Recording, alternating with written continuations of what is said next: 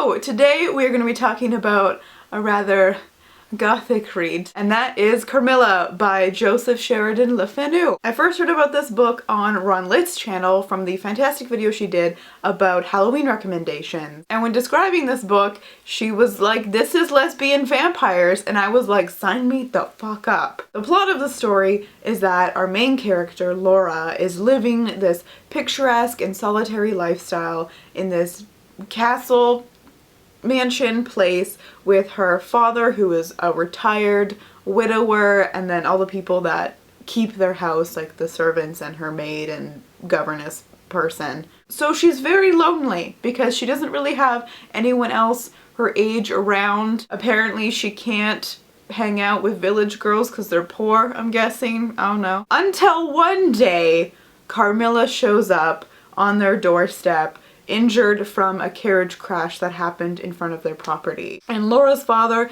very graciously offers for Carmilla to stay at their house while she recovers. As Laura and Carmilla's friendship grows, they become quite attached and drawn to each other, but Carmilla is prone to these really moody bouts, and then she would kind of make very unsettling romantic gestures towards Laura. That's where the gay stuff comes in. And this was also written 26 years before Dracula.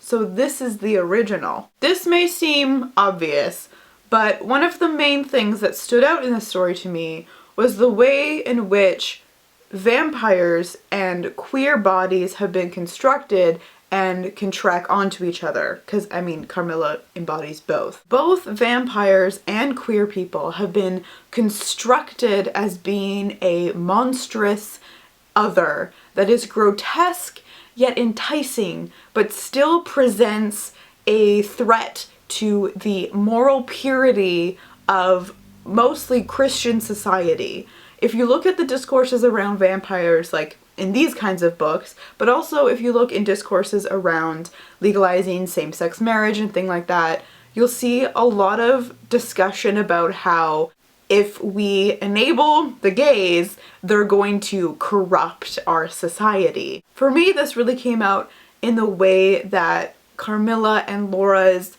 deep affection and love for each other transpired and was discussed in this story. Laura describes her growing relationship with Carmilla often as being very attracted and drawn to her, but also repulsed by that. And the way that their love grew was often through these trances that Carmilla would put Laura into, which is when she would kind of have her big romantic speeches that she would give her. And so again, there's this kind of idea that Carmilla is preying on the moral innocence and purity and naivety of Laura. It's also interesting that Carmilla is coded as being very masculine in a lot of ways, or that she possesses attitudes and sentiments and moods that are unbefitting of her gender. It's very clearly noted that Carmilla is unnatural and unchristian. Like, she doesn't join in household prayer, and hymns physically hurt her. Another really interesting thing about Carmilla compared to Dracula is that in order to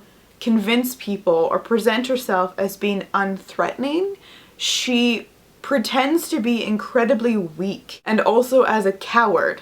That's one of the things that helps her like slip under the radar, is the ways in which she pretends to be incredibly feminine and yet is coded with these other very masculine qualities. I wasn't totally sure what to expect with the gay stuff because this is obviously set in like the 1800s Victorian era, and sometimes it's hard to discern, especially between women, what at the time society dictates as being affection versus when it actually becomes queer. But this book, it crosses over. It crosses over. It's so gay. Let me read you this little passage here. "How romantic you are, Carmilla," I said. "Whenever you tell me your story, it will be made up chiefly of some one great romance." She kissed me silently. "I am sure, Carmilla, you have been in love, that there is at this moment an affair of the heart going on." "I have been in love with no one and never shall," she whispered, "unless it should be with you." How beautiful she looked in the moonlight. further, when Carmilla is coming into Laura's room to get some of that blood, it's described as neck kisses. This book makes me so happy. So now to talk about the structure of the storybook. There is some beautiful prose in this book. There are some beautiful moments of writing. So kudos to Le Fanu. And it's a novella, like it's 100 pages, but I wish that it was at least 150 pages, just because I feel like that would have given more space for the story to actually have been filled out and completed. But TLDR, moral of the story is that lesbian vampires are the OG in vampire gothic horror fiction. So that was for the queers. What?